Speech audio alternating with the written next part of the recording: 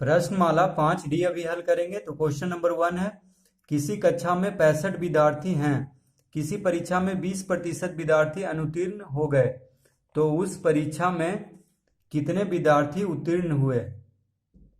तो देखिए question number 1 में हम लिखेंगे उत्तीर्ण विद्यार्थी बराबर कुल विद्यार्थी माइनस अनुत्तीर्ण विद्यार्थी। तो देखिए हमसे पूछ रहा है कि कितने विद्यार्थी उत्तीर्ण हुए, तो उत्तीर्ण विद्यार्थी बराबर क्या होगा, कुल विद्यार्थी कितना दिया हुआ है 65, उसमें से हम अनुत्तीर्ण विद्यार्थी को घटा देंगे। तो देखिए अब उत्तीर्ण विद्यार्थी बराबर कुल विद्यार्थी कितना है 65, ठीक है। तो यहाँ पे हम 65 लिखेंगे कुल विद्यार्थी के नीचे, माइनस अब अनुत्तीर्ण विद्यार्थी कह रहा है कि किसी परीक्षा में 20% विद्यार्थी अनुत्तीर्ण हुए, तो क्या करेंगे, देखिए 20% यानी 20%, ठीक है। तो 20% किसका, तो 20% कुल विद्यार्थी का, तो कुल विद्यार्थी कितना है 65, ठीक है। तो इतना होगा अनुत्तीर्ण विद्यार्थी। देखिए 20% गुने 65, क्योंकि 20% दिया हुआ है, तो अनुत्तीर्ण विद्यार्थी अगर इसको हम हल कर दें 20% गुने 65 को अगर हल कर दे तो अनुत्तीर्ण विद्यार्थी निकल जाएगा, ठीक है। कुल का ही कुल विद्यार्थी है 65, तो उसी का कह रहा है कि 20% विद्यार्थी क्या है अनुत्तीर्ण है, तो उसको हम निकाल लेंगे 20% गुने 65 करके, ठीक है। अब देखिए तो 65 माइनस हम लिखेंगे 20% यानी 20/100, प्रतिशत हटाते हैं तो 100 से भागा देंगे, गुना 65। तो देखिए इसको काट लेते हैं, 5 से 13 पचे 65, 20 पचे 100, ठीक है। तो 5 से 20 बार में 100 कट गया, 5 से 13 बार में ये कट गया, ठीक है। तो 20 से 20 खत्म हो जाएगा, ठीक है। तो कितना बचा, सिर्फ 13, तो यानी 65 माइनस 13। तो देखिए अनुत्तीर्ण विद्यार्थी निकल गया 13, ठीक है। देखिए इसको हल करने पे 20% गुने 65 को हल करने पे अनुत्तीर्ण विद्यार्थी क्या निकल गया 13। तो अब देखिए उत्तीर्ण विद्यार्थी कितना हो जाएगा 65 माइनस 13, यानी 5 में से 3 गया 2, 6 में से 1 गया 5, तो इसका आंसर कितना आ गया 52, ठीक है।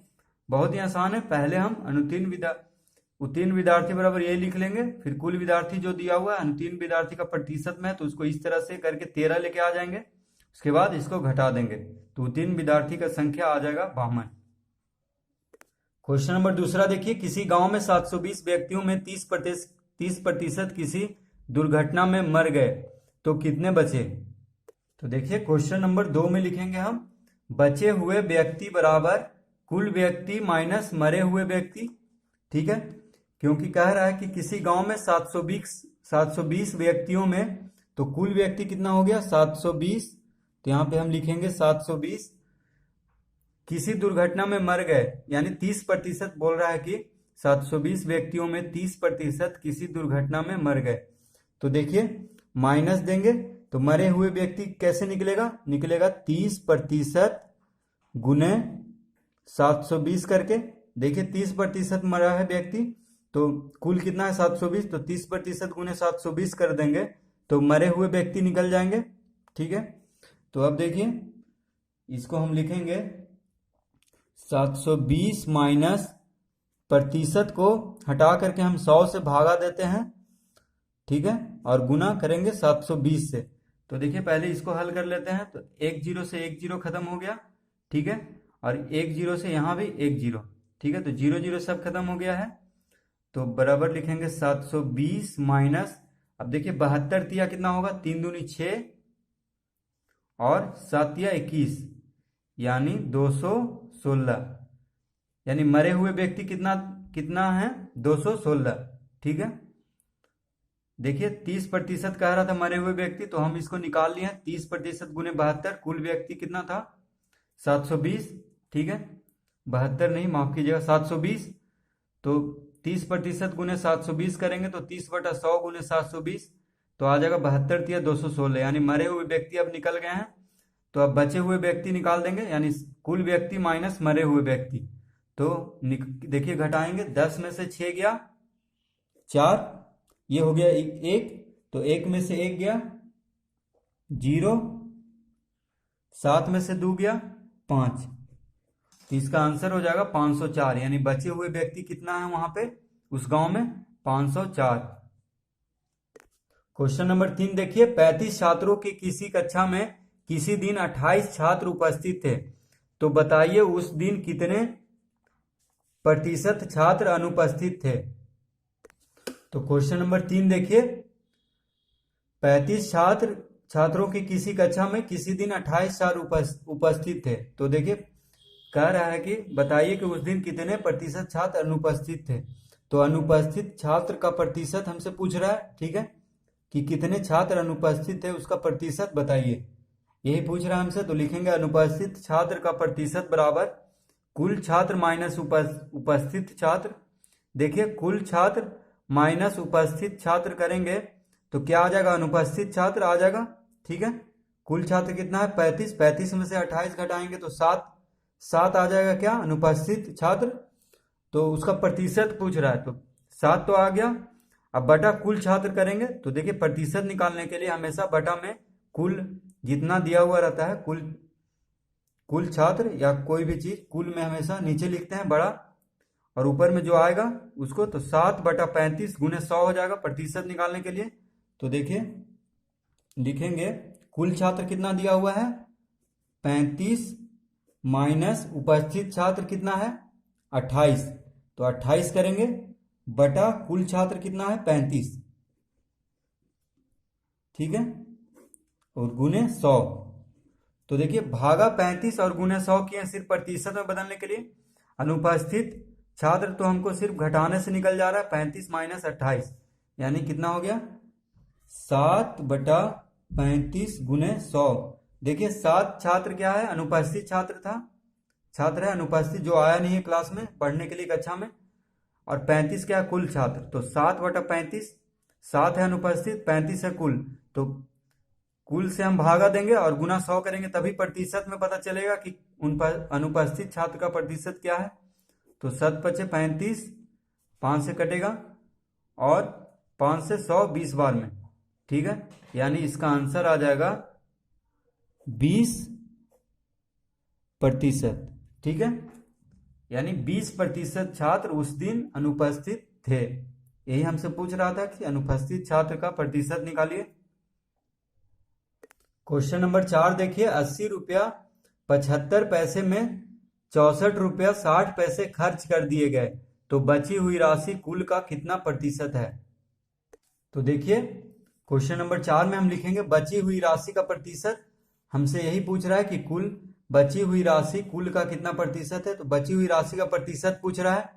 तो बची हुई राशि का प्रतिशत बराबर क्या होगा? कुल रुपया जो दिया हुआ है 80 रुपया 75 पैसा, तो कुल रुपया है, मतलब उतना रुपया उसके पास था, और खर्च किया हुआ रुपया कितना है? 64 रुपया 60 पैसे।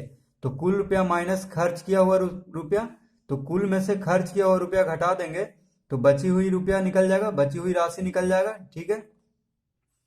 अब देखिए प्रतिशत पूछ रहा है, इसीलिए हम जो बचा हुआ राशि आएगा उसको हम कुल रुपया से भागा करके 100 से गुना कर देंगे। तो प्रतिशत निकालने का यही फॉर्मूला है, मतलब जितना आएगा बचा हुआ राशि उसको कुल रुपया से भागा करके 100 से गुना कर देंगे, ठीक है।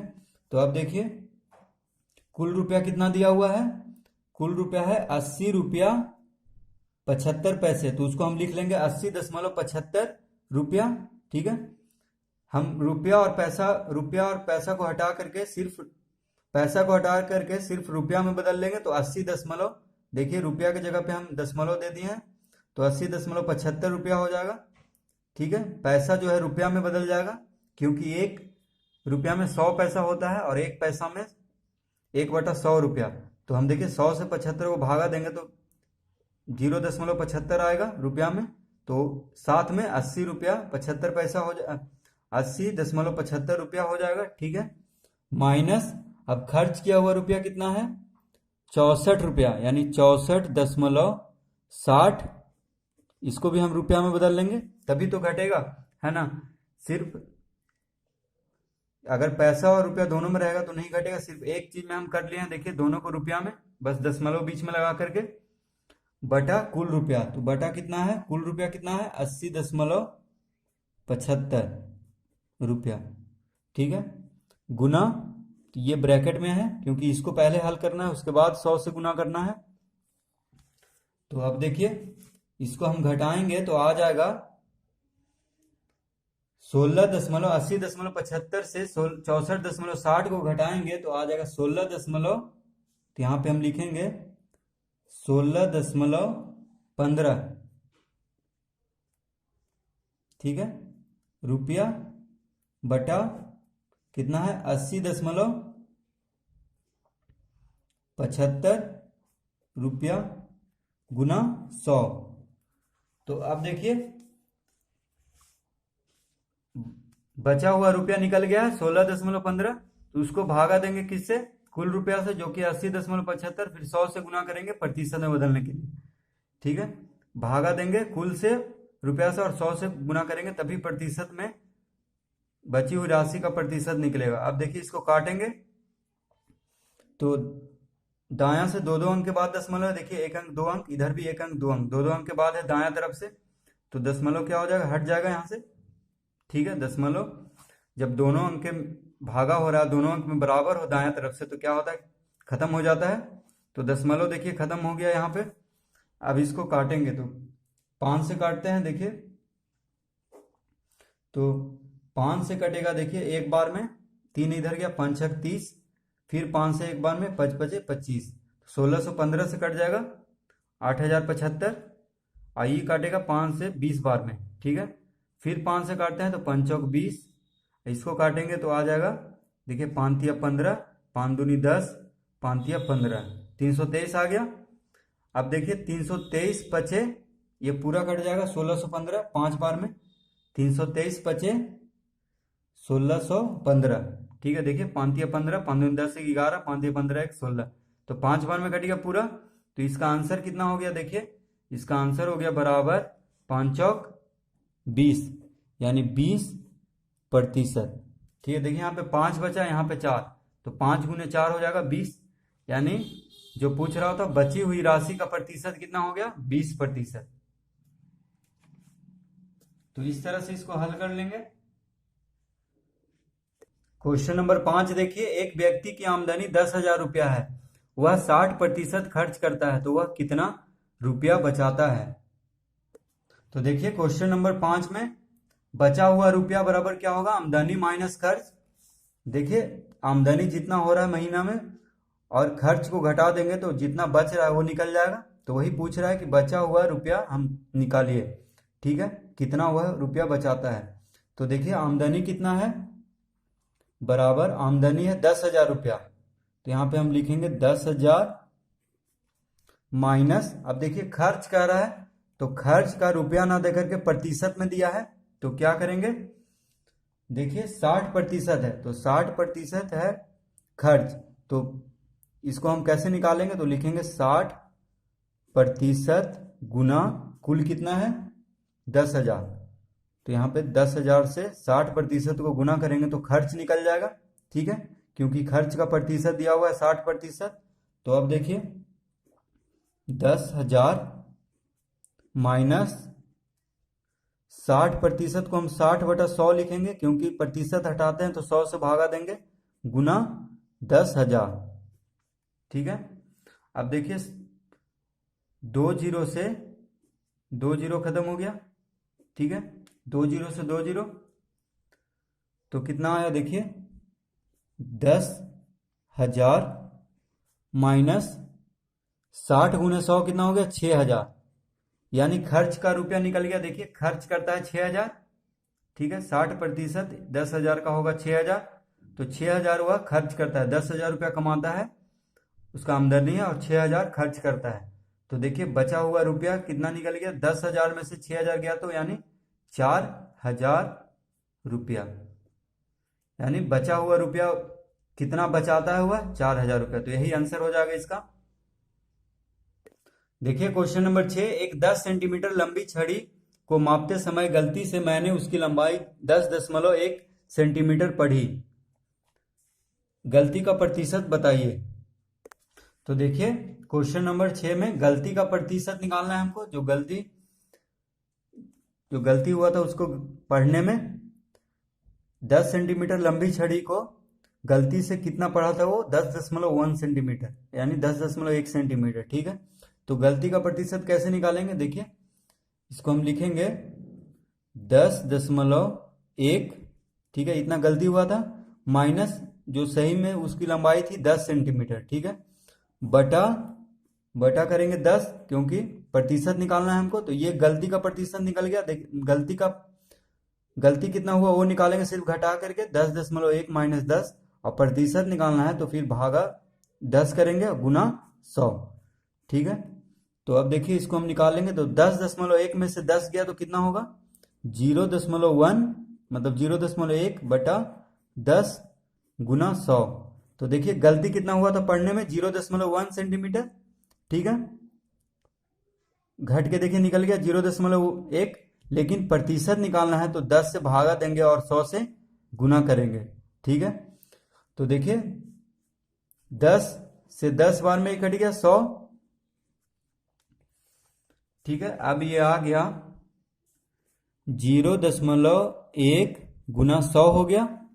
अब देखिए ये वाला दशमलव हटाएंगे तो नीचे 10 आएगा। ठीक है, एक अंक के देखिए दाएं दशमलव के बाद एक अंक है तो एक पे एक जीरो देंगे दशमलव हटा करके। ठीक है, तो देखिए ये हो गया 1/10 गुने 100।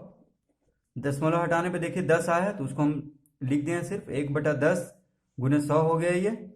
अब देखिए 10 से कितना बार में कट गया 10 बार में, 10 दहा के 100, यानी इसका गलती का प्रतिशत हो गया 10%। ठीक है, तो इसका आंसर कितना हो गया देखिए 10%।